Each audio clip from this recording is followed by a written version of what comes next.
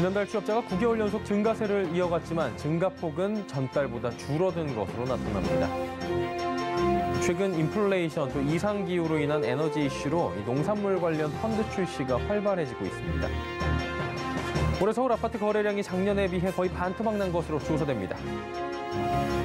내년 친환경차 보조금이 줄어들 것으로 전망되자 보조금을 많이 주는 지자체로 주소를 옮기는 사례들이 발생하고 있다고 합니다. 센 경제라이브 출발합니다.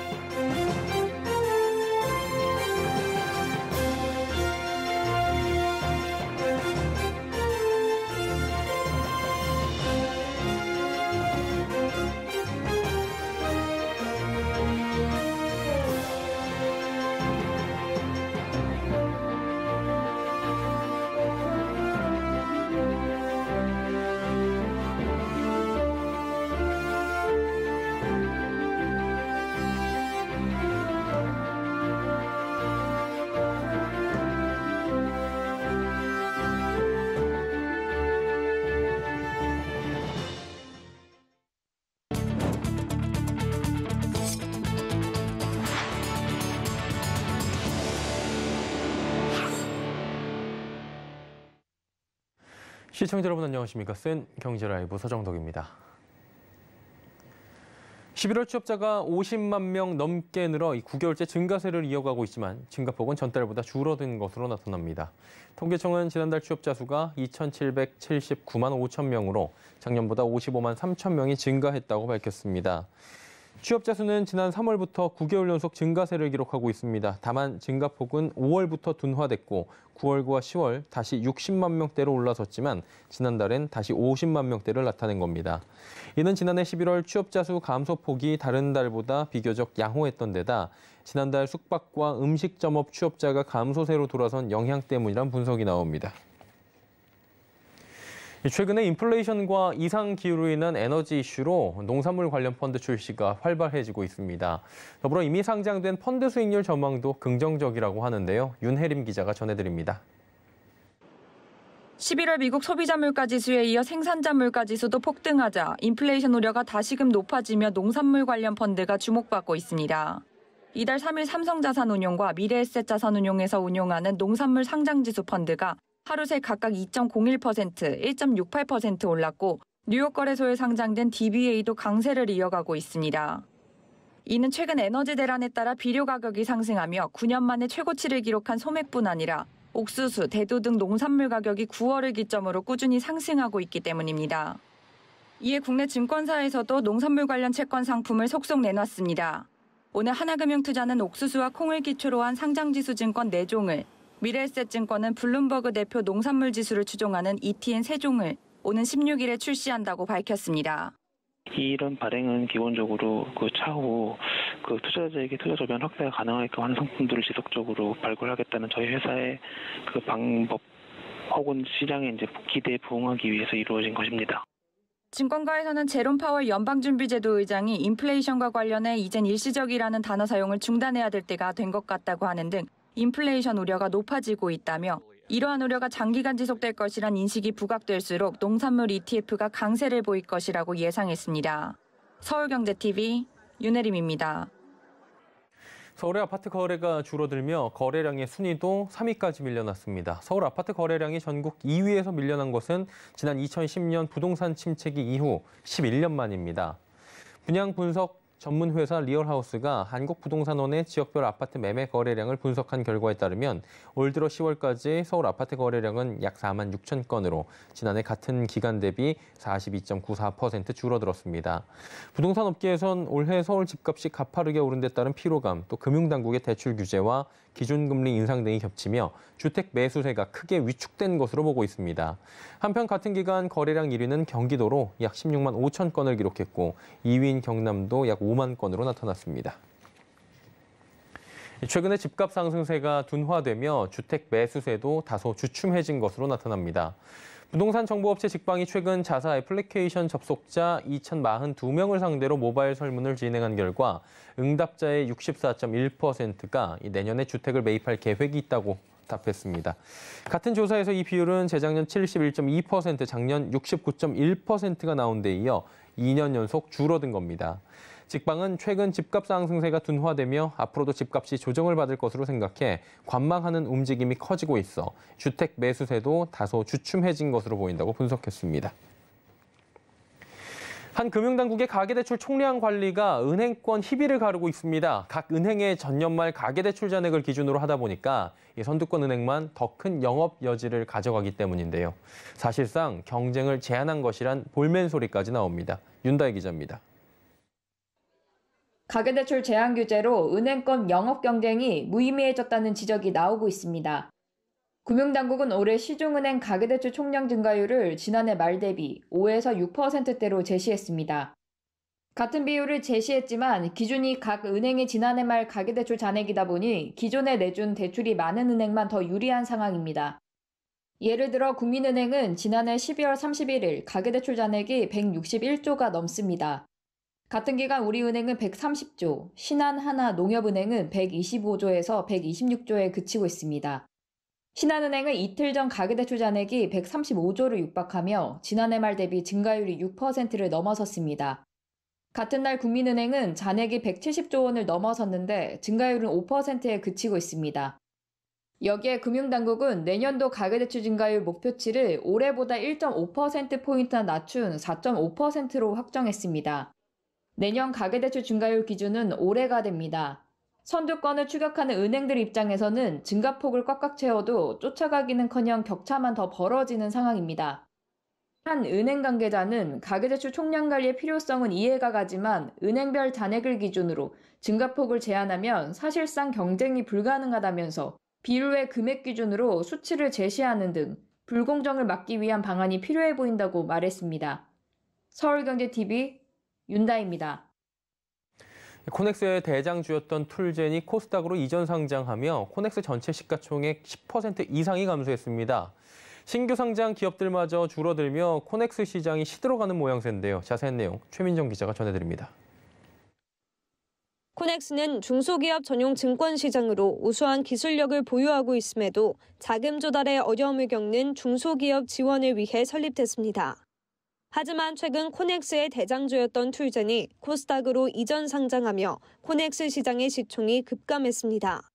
툴젠이 이전 상장하기 전날 코넥스 시총은 약 5조 8천억 원에서 오늘 기준 약 5조 1천억 원으로 약 12.3% 감소한 겁니다. 올해 코넥스 신규 상장 기업도 7곳으로 역대 최저치입니다.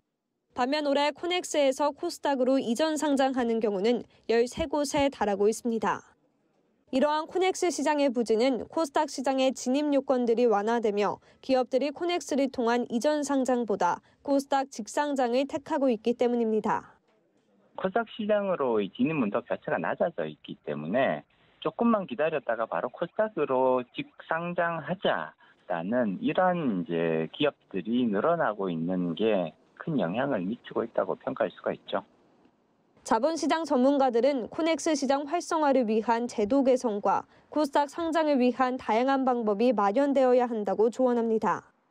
가장 중요한 부분은 코넥스 시장에 현재 3천만 원이라는 예탁금 진입 규제가 있는데 이런 부분들을 폐지를 함으로써 계속해서 더 많은 투자자들이 이런 시장으로 진입할 수 있도록 문턱을 낮추는 것도 중요한 부분이라고 볼 수 있습니다.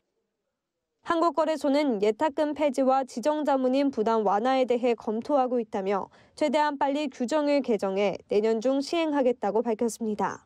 서울경제TV 최민정입니다.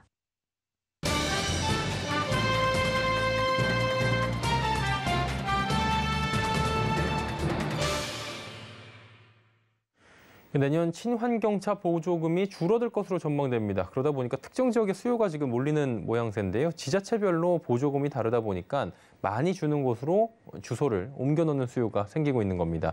자, 어떤 곳일까요? 경제산업부의 장민선 기자와 짚어보도록 하겠습니다. 장 기자 나와 있습니까? 네, 안녕하세요. 예, 아무래도 친환경차는 여러 가지 혜택들이 있다 보니까 소비자들의 그 부분에 대한 관심, 니즈가 크잖아요. 근데 정부 지방자치단체에서 지급하는 친환경차에 대한 보조금이 지역마다 다른 걸로 알고 있는데 지금 상황이 구체적으로 어떤 겁니까? 네, 우선 전기차부터 살펴보면 당진은 전기차 보조금이 한 대당 1,820만 원으로 전국 최고 수준으로 알려졌습니다. 국비 지원은 800만 원으로 모두 같지만 지자체 지원금에서 차이가 났는데요. 이 때문인지 올해 당진시가 계획한 전기 승용차 350대에 대한 보조금이 지난 10월 일찌감치 동이 났습니다. 수소차의 경우 보조금은 3,250만 원으로 전국이 거의 같지만 800만 원 정도 더 얹어주는 경기 화성시로 수요가 몰리고 있습니다. 화성시의 수소차 보조금 경쟁률은 2대1을 기록하기도 했습니다. 특정 지역에서 전기 수소차 보조금을 더 받을 수 있다는 사실이 알려지면서 보조금을 더 받기 위한 사례가 늘고 있는데요. 최근 세종시에서는 보조금을 더 받기 위해 위장 전입한 뒤 전기차를 등록한 3건을 적발해 보조금 환수 조치를 내렸습니다. 당진시에서는 보조금을 탄 전기차 473건 중 13건이 등록 직후 타지로 이전한 것으로 나타났습니다. 일단 전기차 많이 보급됐고요. 수요도 꾸준한 것 같습니다. 내년에도 당연히 지금 경쟁 치열할 것 같은데 어떻게 올해와 비슷한 흐름이 이어질 것으로 봅니까? 네, 지방자치단체가 친환경 자동차의 보조금을 줄이는 곳도 있고 늘리는 곳도 있습니다. 내년 1월쯤 돼야 정확히 알 수 있겠지만 대부분의 지자체는 친환경차 관련 예산과 인프라를 확대하는 추세입니다. 대전, 대구, 부산, 광주, 인천 등은 보조금을 줄이겠다는 입장이고요. 서울이나 세종시 같은 경우는 변동 없이 지급될 전망입니다. 다만 정부의 보급 목표보다 실제 전기차 보급이 더디기 때문에 상황이 크게 달라지지 않을 것으로 예상됩니다. 전기차 시장에선 보조금 혜택에 대한 논란도 지금 있잖아요. 내년 전기차 보조금 총량이 올해보다 늘지만 한 대당 지원 액수는 오히려 줄어들 수 있다. 뭐 이런 얘기 나오던데요. 네, 그렇습니다. 정부가 차량 한 대당 지원 금액을 낮추는 대신에 보급 대상 차량을 늘리기로 했습니다. 현재는 차값이 6천만 원 미만이면 전기차 보조금을 100% 받을 수 있는데요. 지금은 정부와 지자체가 합쳤을 때 1,000만 원 상당의 보조금이 나오지만 내년에는 올해보다 550만 원 줄어들게 됩니다. 현재 협의 중인 내년 보조금 지침에 따르면 정부 보조금이 올해 최고 800만 원에서 내년 700만 원으로 100만 원 줄어듭니다. 차량 가격에 따른 보조금 차등 지급 기준도 달라져 보조금 100%는 올해 차량 가격 6천만 원에서 내년 5,500만 원으로, 보조금 50%는 최고 9천만 원에서 8,500만 원으로 500만 원씩 내려갑니다. 이 보조금 지금 말씀해 주셨는데 차를 구매할 때 내는 세금 있잖아요. 이거 세제 혜택도 많이 다른가요? 네, 친환경차를 구매할 때 정부로부터 세금 혜택을 받는데요. 전기차의 경우 개별 소비세 300만 원, 수소차의 경우 400만 원 외에도 취득세 140만 원을 감면받을 수 있습니다. 하이브리드 차는 취득세 40만 원과 개소세 100만 원을 감면받게 됩니다. 정부는 하이브리드 차의 취득세 감면을 유지할지 고민하고 있는 모습인데요. 2019년 140만 원에서 지난해 100만 원, 올해 40만 원으로 혜택이 줄여왔는데 이마저도 사라질 거란 관측도 나옵니다. 하이브리드 차는 전력 기반보다는 내연기관의 비중이 크기 때문에 연비가 높더라도 온실가스를 배출할 수밖에 없다는 이유에서입니다. 실제 플러그인 하이브리드 차의 경우 환경부가 500만 원의 저공해차 구매 보조금을 폐지하자 시장에서 수요가 급감하기도 했습니다. 운전하다 보면 요즘에 전기차들 많이 볼 수가 있잖아요. 많이 늘어난 것 같은데 실제로 친환경차 점유율도 이 정도로 상승을 했습니까? 네, 정부가 발표한 제4차 친환경차 기본 계획을 살펴보면 올해 친환경차의 전 세계 판매량은 1,043만 대를 기록하면서 전체 자동차 판매량의 11.1%를 차지했습니다. 정부의 2050년 탄소 중립 실현을 위한 온실가스 규제 강화로 휘발유 등을 사용하는 내연 기관차는 전기, 수소, 플러그인 하이브리드 차 등의 친환경차로 전환되고 있는 겁니다. 또 정부는 오늘 2030년에는 전 세계 판매량 5,768만 대로 점유율이 47.1%에 이를 것으로 관측했습니다. 수입차 시장에서 고급 친환경차 인기도 지금 좋다고 하는데 실제로 이쪽 분위기는 어때요? 네, 인기가 상당한데요. 친환경차의 모델이 다양해지고 내연기관차 이상으로 성능이 좋아지면서 고가 전기차와 플러그인 하이브리드 차의 판매량이 늘어나고 있습니다. 특히 수입 고가 전기차와 플러그인 하이브리드 차가 인기를 끌고 있습니다. 한국수입자동차협회 및 카이즈유 데이터 연구소에 따르면 올해 1월부터 11월까지 1억 원 이상 수입 전기차 판매량은 2,394대로 전년 동기 대비 113.1% 급증한 것으로 나타났습니다. 이미 지난해 전체 판매량을 넘어섰습니다. 또 올해부터 보조금이 폐지된 PHEV 판매 역시 크게 증가하고 있습니다. 올해 1월부터 11월까지 수입 PHEV 판매량은 18,661대로 전년 동기 대비 161.7% 증가했습니다. 전문가들은 수입차 업체들이 1억 원 이상의 전기차 모델을 선보이면서 고급 전기차에 대한 관심이 커졌고 코로나19로 소득 양극화가 심화돼 고소득자들의 친환경차 구매가 늘어나고 있다고 분석하고 있습니다. 예, 친환경차 관련된 이야기 나눠봤고요. 장민선 기자와 함께했습니다. 고맙습니다.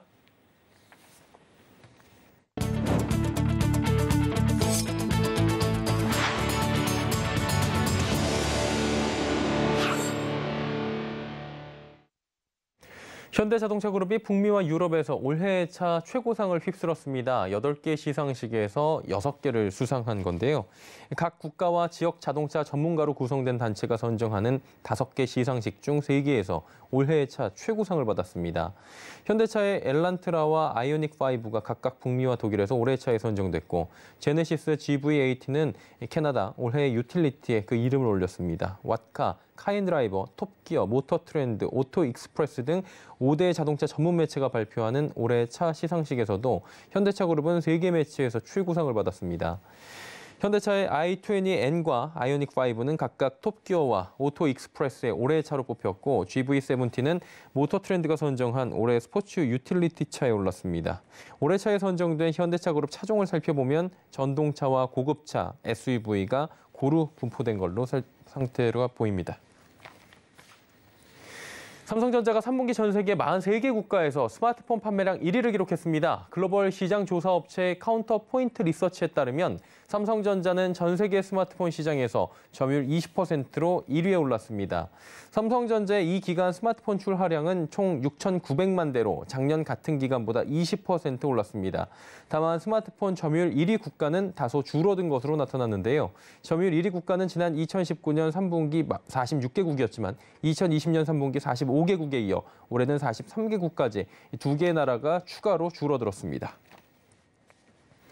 LG전자가 오늘 세계 최대 전자 IT 전시회 CES 2022를 앞두고 온라인 전시 초청장을 발송했습니다. LG월드 프리미어는 개막 하루 전인 다음 달 4일 오전 8시 공개됩니다. 이번 행사의 주제, 모두가 누릴 수 있는 더 좋은 일상입니다. LG전자는 이번 CES 2022에 온 오프라인을 병행 운영합니다. 신제품과 서비스는 온라인을 통해 소개하고 현장 전시 부스는 AR과 VR 등이 활용됩니다. 이 외에도 오프라인 부스에서는 LG 시그니처의 브랜드 홍보대사인 존 레전드가 LG전자와 함께 발표한 연말 기념곡 You Deserve It All을 감상할 수 있습니다. 치킨 가격 2만 원 시대 현실화되고 있습니다. 원 부자재 값과 배달료 등이 오르며 치킨 값이 영향을 받는 모습인데요. 교촌 치킨과 BHC는 치킨 가격을 올렸고 BBQ는 당분간 인상할 계획이 없다고 입장을 밝혀왔습니다. 김수빈 기자입니다. 치킨값 2만 원 시대. 업계 1위인 교촌치킨은 지난달 제품의 권장 가격을 평균 8.1% 올렸습니다. BHC도 오는 20일부터 주요 제품 가격을 평균 7.8% 올리며 가격 인상 대열에 합류했습니다. 치킨조리에 사용되는 올리브유, 밀가루, 옥수수 등 식자재 값이 가파르게 상승했기 때문입니다. 이 외에도 배달료의 최저임금까지 인상되고 있는 상황. 비대면 소비가 늘면서 배달 비중이 커지는 가운데 가맹점이 부담해야 하는 배달 대행 기본 수수료가 늘고 있는 겁니다. 또 내년 최저임금은 올해보다 5.1% 오르는 만큼 인건비 부담도 커질 수밖에 없습니다. 하지만 가맹점들의 요구에도 가격 인상 요인을 그대로 흡수하며 상반되는 행보를 보인 곳도 있습니다. BBQ는 오늘 당분간 치킨 가격을 인상하지 않겠다며 고통 분담 차원에서 가격 인상 요인을 본사에서 부담하겠다는 입장을 밝혔습니다. 전문가들은 소비자 부담을 줄이기 위해 최대한 기업선에서 가격 동결 기조를 유지하되 소비자도 배달 대신 테이크아웃을 택하며 생활 패턴을 바꾸는 등의 노력을 해야 한다고 조언하고 있습니다.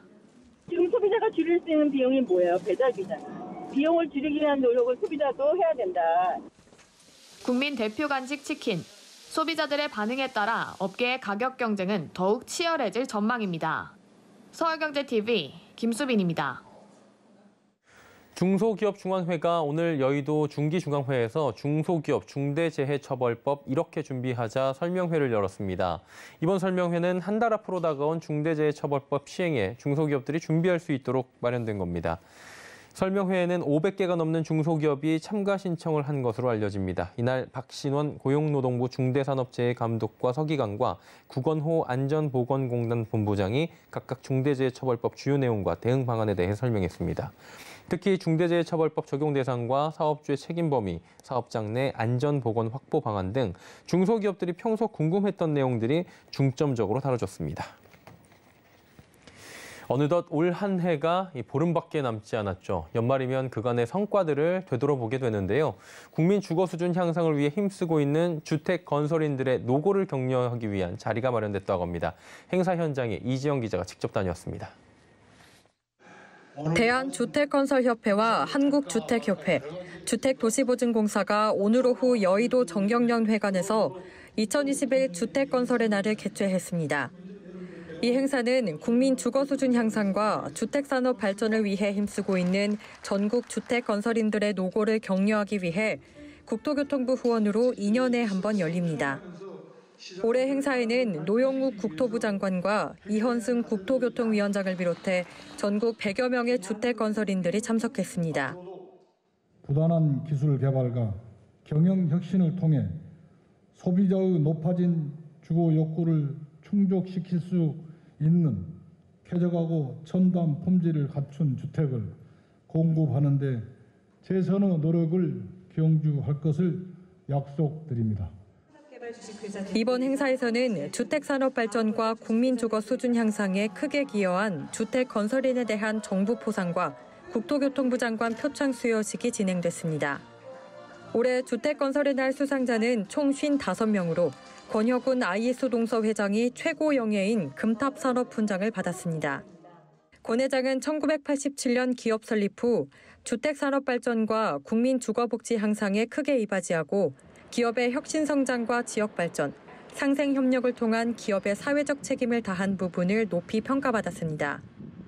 이 밖에 은탑산업훈장 3명, 산업포장 6명, 대통령 표창 8명, 국무총리 표창 10명, 국토부 장관 표창은 27명이 수상했습니다. 한편 주택건설의 날 행사에 앞서 오늘 오전에는 내년 출범하는 새 정부의 주택정책 방향과 지속가능한 주택 공급 기반을 논의하기 위한 토론회도 마련됐습니다. 이번 토론에서는 서울 도심 주택 공급 활성화를 위해 재건축, 재개발 등 정비사업 규제 완화가 절실하다고 입을 모았습니다. 이와 함께 잦은 정책 변경으로 인한 부작용을 막기 위해 대통령 산하 직속기관이 마련돼야 한다는 의견도 나왔습니다. 서울경제TV 이지영입니다.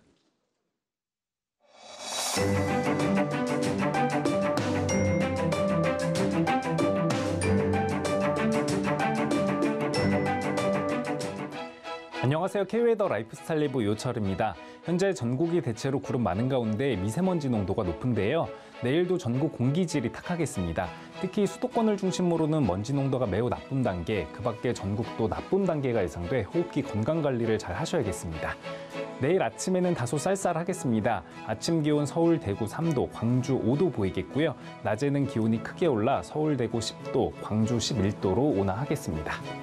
내일 중부지방은 대체로 구름 많겠고 남부지방은 흐리다가 차차 개겠습니다. 다만 전북 남부와 전남, 경남과 제주도는 새벽 또는 아침부터 낮 사이에 비가 오겠습니다. 예상 강수량은 제주도에 10에서 40mm로 양이 꽤 되겠고요. 전북 남부와 전남, 경남에는 5mm 내외로 비가 조금 오겠습니다. 다음은 자세한 지역별 날씨입니다. 중부지방 아침 기온 서울 3도, 춘천 0도 보이겠습니다. 한낮 기온은 서울 10도, 춘천 8도까지 오르겠습니다. 현재 강원 영동 평지를 중심으로 대기가 건조합니다. 한낮에는 속초 11도, 강릉 12도 예상됩니다. 부산과 울산도 대기가 건조해 화재에 주의하셔야겠습니다. 한낮에는 대구 10도, 광주 11도까지 오르겠습니다. 내일 동해안 남해는 비가 온 후에 개겠고 서해는 흐리겠습니다. 바다의 물결은 전해상이 최고 2m로 잔잔하겠습니다. 금요일에는 충청도와 전라도, 제주도에 눈 또는 비가 내리겠고 날도 급격히 추워지겠습니다. 서울이 아침에 영하권을 보이겠고 토요일 아침에는 서울이 영하 10도까지 떨어지는 등 강추위가 예상됩니다. 날씨였습니다. 생경제라이브 저희가 준비한 소식은 여기까지입니다. 건강한 저녁 시간 보내시길 바랍니다. 고맙습니다.